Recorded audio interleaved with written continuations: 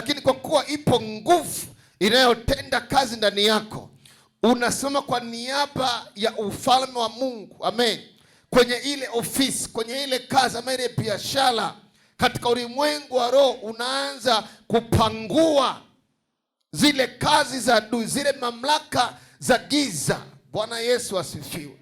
Haleluya. Sio wewe, amen, sio wewe, bali Mungu ndani yako anayetenda kazi dhidi ya hizo mamlaka za giza. Na utaona sasa wanakuja majirani ama watu wanaanza kuuliza kwamba huyo mganga unayemtumia, naomba na mimi nipeleke kwa huyo mganga. Haleluya.